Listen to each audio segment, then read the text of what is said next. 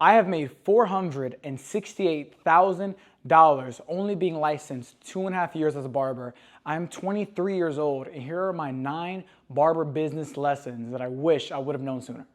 I split them up into 3 main points. My first point is stop focusing on the haircut. So whenever you're just focusing on just the haircut and just making that fade as blurry as possible and the lines as sharp as possible, you're totally ignoring every other thing that you need to do in your business. And when you're a barber, more times than not, you are self-employed, which means you are the marketer, you are the finance guy, you are the HR guy, you are the customer service guy. There are so many other things that we need to be focused on besides just how to get that fade as blurry as possible.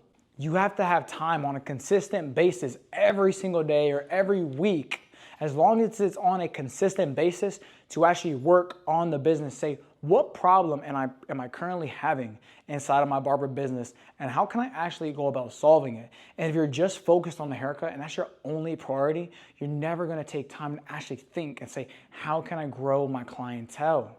How can I make more money? How can I build my demand? And that's why you can't just focus on the haircut. The second lesson that I wish I would have learned sooner as a barber was pretty much how barbers just have horrible customer service, and they think that doing that makes them more money. They think just focusing on the haircut makes them more money, and we totally just forget that barbers and clients are not the same people. Clients do not know that dark spot in the back of their head that you just got out, but they do know if you greeted them when they come into the shop. They do know if you have service with a smile, and if you have great conversations and great customer service.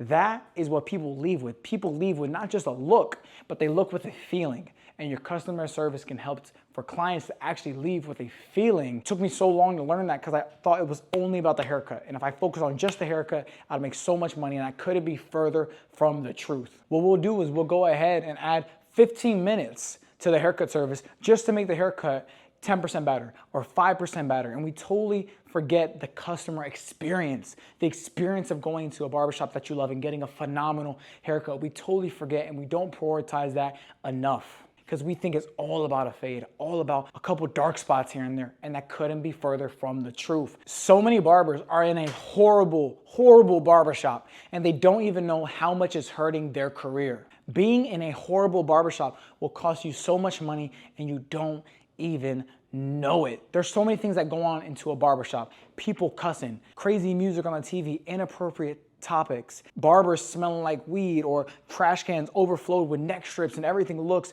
super dirty. Lights are like falling out the ceilings, chairs are like falling apart. There's so many things that are outside of just the haircut that we totally forget. But as barbers, we go into the shop every single day and we are like numb. We're numb to the cussing, we're numb to the dirtiness, we're numb to the inappropriate conversations or things on the TV inside of the barbershop. So we don't think it's that big of a problem. But our clients are not used to it. So our clients go into that barbershop and they don't feel comfortable. Single moms, or just women in general, bringing kids into the barbershop, don't want to go into the barbershop. Or men are just think that the barbershop full with a bunch of weirdos, and it's not an environment that is inviting to professionals. It's not a welcoming environment. But as barbers, we'll become numb, where we won't think those things are such a big deal. But our clients will notice it, and it will affect your growth, because it's so much harder to retain a client when the environment is not welcoming and it's not a professional environment. Look, can you be successful in a horrible barbershop? Yes.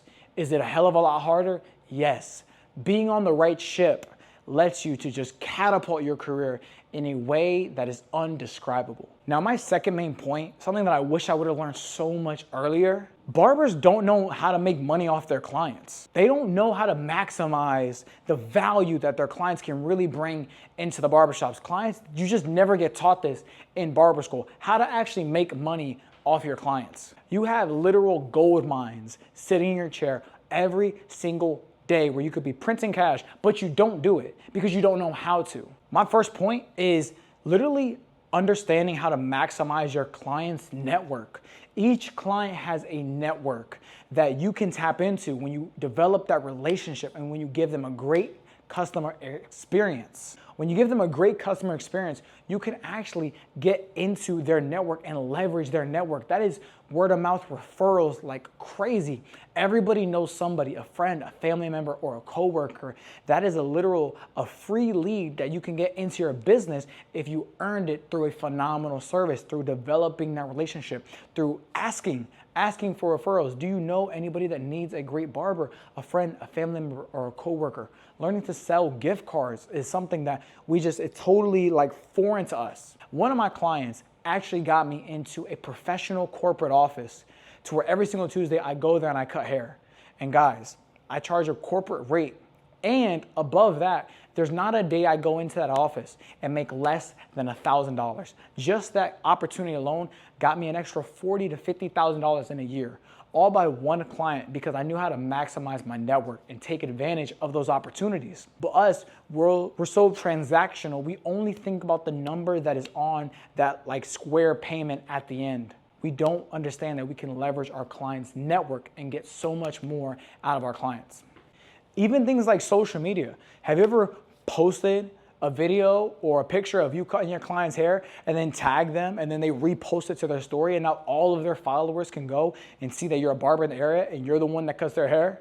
It's simple things like that that can get you even more free leads into your business if you just learn how to maximize the network that you already have.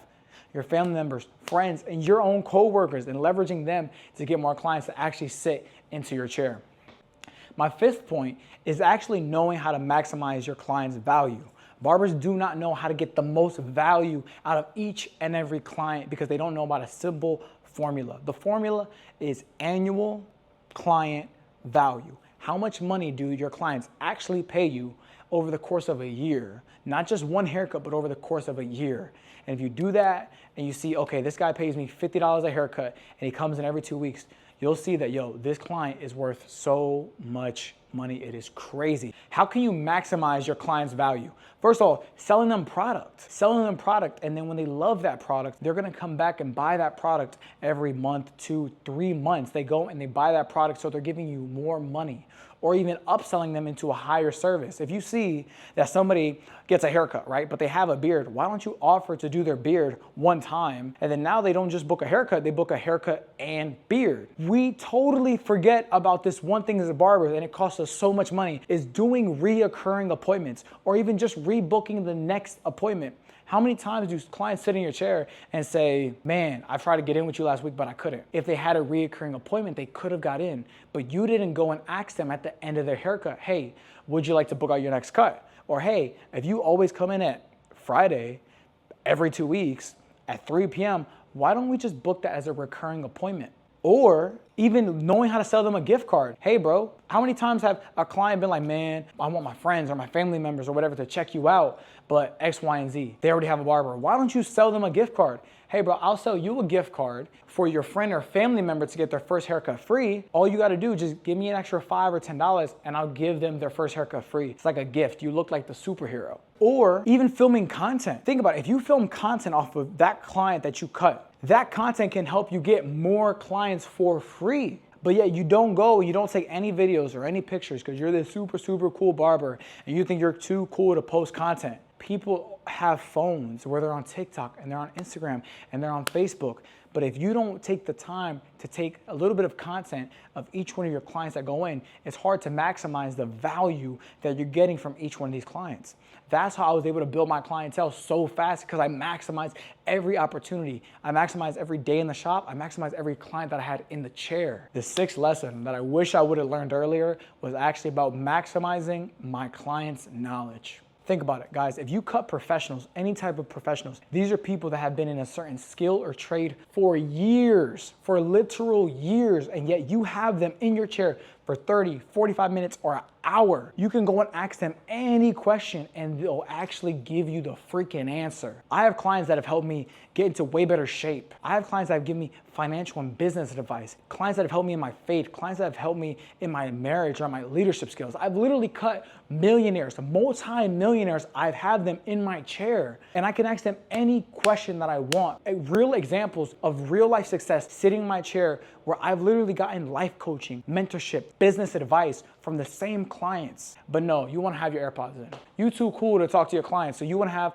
your AirPods in, and you don't want to talk to nobody because you too cool for school. You think this goofy music is more important than you having a professional, somebody that went to school for years and years and years, or been in a certain skill or trade for years and years and years. If you take the time to talk to your clients, ask them about what they do for work, and genuinely ask them real questions to learn and to gain knowledge, book recommendations, you'd be so surprised by how your clients are so willing to pour into you because you're their barber. You have this leverage that nobody else has. I've been able to have one-on-one conversations with people that go and charge for one-on-ones that cost thousands and thousands of dollars, but I get it for free because I'm their barber. That has helped me with leaps and bounds in my career because I'm working on this. Because guys, you cutting hair behind the chair, it's a great opportunity, but there's bigger opportunities and you won't get to know about it if you don't go and you don't start learning these things. My third main point is actually on distraction. Check me out. Barbers, we have this false belief. We literally make this mistake all the time where we think that these side hustles or these get-rich-quick things, whatever, are gonna take such a little bit amount of time, but yet pay us all the money in the world, and we could just do this on the side and make X amount of dollars a week. And that is just not true. It is distractions. We get distracted from pouring our time, our energy, our money into the main thing. These little quick side hustles here and there are not quick, they're distractions. Now, you can argue with me all you want, but if you look up the definition of distraction, it literally is preventing you from focusing, anything that prevents you to focus on the main thing. One of the reasons why I was able to make so much money in such a short amount of time is because I kept the main thing. I didn't let these little distractions here and there throw me off my game. If you want something to pay you like a full-time career, if you want to have a 1% income when it comes to barbering, you have to give a 1% level of effort. You have to be in a 1% type of opportunity. You have to be a 1% type of person. You can't just go and be distracted all the time. It costs you time, it will cost you money, and it will make your barbering career growth take so much longer. Barbers don't know how to invest. As simple as that. Barbers want to go ahead and be making $800 a week or $1,000 a week and invest in the S&P or invest in these crazy crypto coins or be like, yo, when am I going to get my next rental property? $1,000 a week, $800 a week. If that's what you're making after booth rent, after taxes, after your living expenses, you're not gonna make any money to actually be able to invest seriously enough to get any type of result.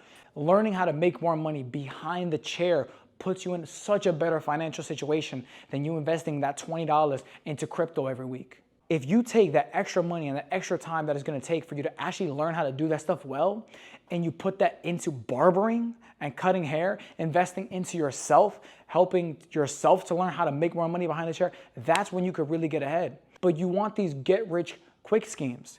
Barbers are such short-term thinkers. We don't know how to see the bigger picture. We don't know how to see the bigger opportunities. We're so focused on the square transaction at the end of a haircut, and we don't know that us trying to learn how to invest into this stupid crypto thing is literally taking months and months and months of growth away from us because we're distracted. I made a promise with myself when I started to cut hair, and I actually committed to leaving my job at Amazon and going ahead and just focusing on barbering, focusing on the main thing. And I said, I'm gonna give it 5 years. I'm gonna give barbering my full attention for 5 years. And if it doesn't pay off, it's okay, I can do something else. It didn't even take me 5 years. It didn't even take me 5 years. I made 6 figures my first year as a barber because I locked in and I stopped playing games. This lesson may be the most important one when it comes to distractions that barbers are gonna face. When it comes to, obviously, majority of barbers are men. It's a male-dominated industry, right? But when it comes to girls, clubs, drinking, playing the video games, essentially just pleasure-seeking stuff, it's one of the biggest group of distractions that just takes so many people off their A game. This is one of the biggest traps that the majority of people will try to sell you on. Oh, you work hard. Oh, be balanced. You're young.